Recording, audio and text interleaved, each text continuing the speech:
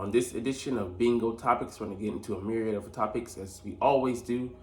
Look at Brian Johnson being defended, as well as why you shouldn't be doubting Sean Desai, as well as some other topics. What's up, it's your boy Cintron coming back at you with another analysis video, and I kid you not, that's my real name. First topic of discussion, Nick Sirianni and Jalen Hurts defend Brian Johnson. So he's a guy that really shouldn't need to be defended too heavily. I'll give you that, he's done another job and he's making some mistakes, and obviously we want to make him the scapegoat. But like I've said ad nauseum in my videos, if you do that, you also have to make him put him on a pedestal when he calls a plays that put us in a position to win games and to dupe defenses, as we've been doing, and especially during this stretch of games, brutal games that we faced during our gauntlet. All right, Nick, on his passionate defensive offensive coordinator, Brian Johnson. I think Brian has done a phenomenal job of calling the game. Obviously, Shane Steichen did an unbelievable job all last year, but I don't feel like we've missed a beat on offense. So the numbers bear that, but it has looked a little more wonky, up and down, spots of bad play calling. But then, we're brought to life in the second half with, excellent execution, which I'll get to, I think, was one of the root issues later. But yeah, man, it's more up and down, but the numbers overall look pretty much the same, with us being up actually in some categories, despite, what, the media would have you believe, and the fans would have you believe. So we've been in a good groove, and Brian has just done, to me, a great job of leading this group. And let's be honest, Shane did do an unbelievable job last year, but he did have stretches like the Arizona game, the Jaguars game, where we were, we were struggling. And that's just the nature of the game. But you have to take the highs with the lows. And like Jalen always says, we don't want to be neither too high nor too low. We want to be even keeled. So we are 9-1, now 10-1, with the best record in the NFL. We're sixth at 27.3 points per game. First and third down percentage, I think we're like third now, and fifth in first downs. And we're probably still somewhere in that top 10. Our red zone offense, we went 7-7, I think, the last 2 or 3 games. So might actually be up above that, but we're top 10 as well. And they scored 21 points and went over the Chiefs, and then we scored 37 against the Bills. And the Chiefs had the number 2 ranked defense, and the Bills defense isn't exactly chopped liver, even despite the injuries they've taken. 28 versus the Cowboys, who are third. So I mean, Tampa also, they're ninth, scored 25. I'm like, put that to the side. But yeah, man, we're not exactly struggling, to put points on the board, and not able to move the ball against these teams. It's just the execution and the play calling to get us there. So I'll give you that. But Jalen just says, keep the main thing the main thing. I'm not gonna feed into that narrative that we're struggling, we're doing bad, and people might put in their videos that Jalen casts a side eye to the offensive coordinator. No, he goes there and talks to him like a man and says, hey, why can't we do this? Or, they iron out the issues. They talk like men. So I can respect that. All right, let's get to the next one. Sean Desai knows what he's doing. So people want to doubt him. And I get, man, the Bills, their offense, runs through Josh Allen, and he had a spectacular game against us. He had 4 total touchdowns, 2 rushing and 2 passing. And yeah, he had 1 rushing and 1 passing in each half, but also he had that interception in the second half. He had 209 passing yards in the first half, but only 139 in the second half, and that includes overtime. So for all the outcries and I get it. The overall numbers look bad, but the adjustments we're able to make, man, the numbers, again, they speak for themselves. So 2 weeks after holding the Cowboys 6 points in the second half, this much-maligned defense blanked the Chiefs in the second half Monday night. So we did something similar to the Buffalo Bills. They scored, more points, but they had 17 in the first half. And yeah, they went on to score 17. My bad numbers are bad. 17 in the second half as well. But we were limiting them on offense. You know, the running game that was potent in the first half, we limited their numbers even better in the second half. Yeah, it's a tale of two cities almost. You know, you look at us, you know, what we do in the first half, and then we make those adjustments. The players, to their credit, also, you know, make those adjustments as well. And it could be better with us putting, you know, but, you know, with more risk comes more reward. But yeah, you have to, if you take some gambles, you're gonna have to pay the piper if, you know, they come calling. And that's just, you know, thing. That's why the bend but don't break. At times I hate it, but other times I love it because it gives us a chance to let offenses make mistakes and us slowly force them or slightly push them into making those mistakes. Like, that wasn't a heavy push on, even though it looked like it, on the interception he got off of Diggs. It was just, we knew the tendencies and we let them play right into that perfectly. Perfect play call against, you know, that formation and that look against Josh Allen and Stephon Diggs. So it looked risky, but it actually wasn't because we had the foreknowledge of that going in. But we could take more risk, but that's just, I think, the nature of us not taking heavy risk. We do take some, you know, because he does adapt it and he's willing to experiment, but we're not going to take heavy ones. But yeah, it was even. So I mean, like, yeah, 17 before halftime, 6 after halftime, 17 before halftime, none after halftime, and then you can go back to I'm thinking of another game, the Rams game as well. You know, they had none in the second half. So second half shutouts are, you know, at least lessening the impact. Is really a thing with this defense. I mean, offense and defense, you know, seem to settle in. You know, calm down, calm the nerves, get things organized, reassess, and then go out there and execute. Yeah, we got such a big boost from Bradley Roby, Kevin Byard. I mean, those 5 guys, Slay, Bradbury, Byard, Blankenship, and then Roby, are going to continue to get better, I believe, as we go on, because they're gonna have that time, that sweat equity put, you know, in together, and just be able to, you know each other better, so they'll be able to play off each other better. So I believe it all goes hand in hand. So yeah, I mean, holding Mahomes, you know, to those numbers, and Dak, you know, it was a lot of empty calories with those yards, and yeah, you want to make some plays, but we didn't make some adjustments that I would have liked us to make, but that we did in other matches, like, you know, the way we played Stephon Diggs in triangle coverage, also Kelsey, we were able to double him, taking your weapons and making them inept. So I'm curious what we'll see against Brandon Ayuk, Kittle, and Deebo Samuels, who also moonlights as a tailback. So because you don't want to make plays to, you know, or commit resources to trying to take too many resources to try to take one of them away, because they can all make plays, which makes it like a great puzzle piece, a puzzle that we're gonna have to solve on this Monday for me.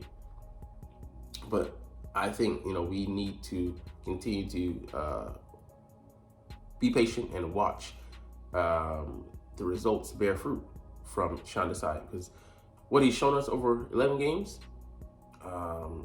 has been that adaptability, has been his willingness to take chances, his commitment, you know, consistently to the blitz, even when it isn't getting there. But it may have a butterfly effect, a lingering effect, going into second half of games, going into certain stretches of play. Like you saw Patrick Mahomes and Josh Allen misfire on some passes. Like, what the hell's going on? They're seeing ghosts. That clock in their head is being accelerated. That's because of the plays that Sean Desai is calling. So, man, it's a lot of fair weather guys out there. You got to really just look beyond, the highlights. You got to put some time in. Your understanding of the game has to get up. Otherwise, you just be one of those idiots talking. All right, next up, the playoff picture, the percentages. This is huge. So with an Eagles win against the 49ers, our chances of clinching the number one seed improved from 68% to 92%. That's a huge jump. That's almost guaranteed. With an Eagles loss, goes from 68 to 54, which isn't a great number, but still, almost a 50-50 shot. I'll still take that. But it would just put the stress on that Dallas game more. But I think I don't see the 49ers or the Dallas Cowboys going undefeated down the stretch to finish up. Dallas has a brutal stretch. I see them taking multiple L's, if not having a losing record over the course of that stretch. The Ravens are coming to the 49ers. That's going to be a tough game for them. A Super Bowl-esque preview because, those two teams are, highly rated. But also, the Seahawks, the revenge factor, there's nothing saying that they're going to just roll over and die for them. And they have some other cream puff games, but, anything can happen, in the NFL. So we don't know how things are going to play out. There's no guarantees. So we'll see how that goes. But us being the underdogs at home is just disrespectful, man. Just mad disrespectful. And the MVP candidate, I don't think it's a favorite, but you got like Jalen's numbers, man. Not just numbers, but his resume. 3 fourth quarter comebacks, 4 game winning drives to his name against some of the league's best competition. Exactly. That's what people forget. We're playing the Chiefs, the Bills, and the Dallas Cowboys, teams with winning records, and some of the best teams in the league. Well, I get the Jaguars, are one of the better teams as well. But over the last 3 weeks, who have the 49ers faced? Tampa Bay Buccaneers? They ain't going nowhere. They're not a playoff team. So the Buffalo Bills are still in contention and a dangerous team. So yeah, it's mystifying to me. But he's the reason that we are winning these games. MVP. He's on course for 45 all-purpose touchdowns. Definitely the focal point of this entire Philadelphia offense. And he lost the pieces he lost last year, off the field and on the field. Hey man, just give the guys props.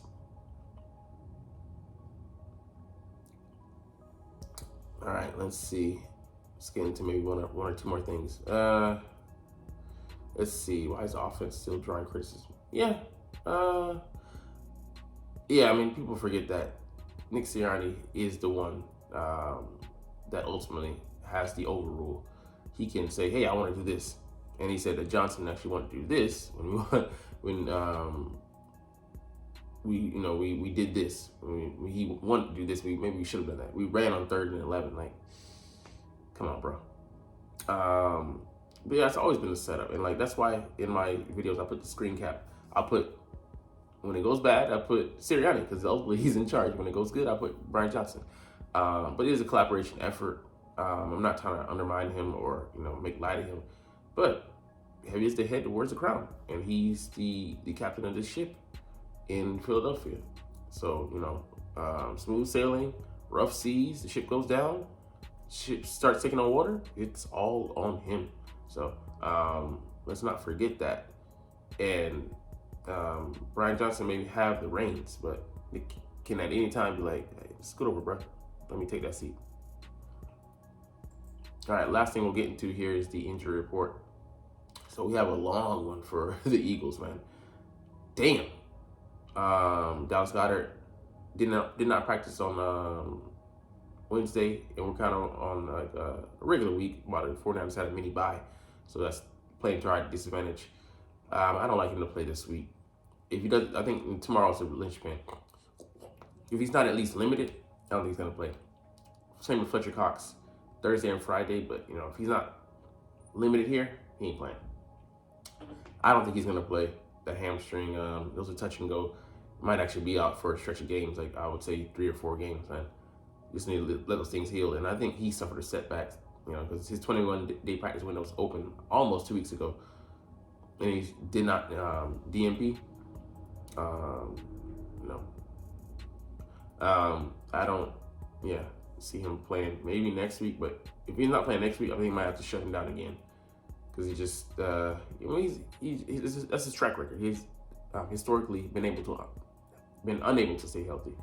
Grant Calcaterra, I think it's going to be a couple weeks for that, and it might be 2 more games until that ankle is able to be good enough. So I mean, we don't know, because they don't expose, give us, the expose on the injuries, which, I love.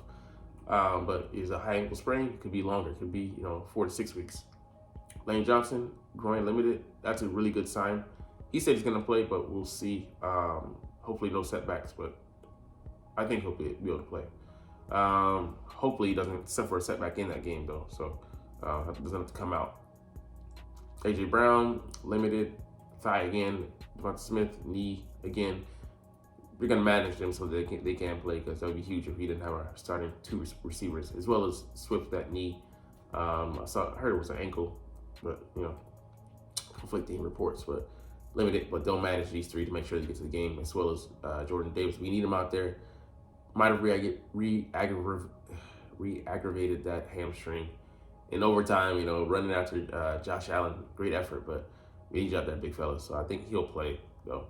Munton Williams, concussion limited.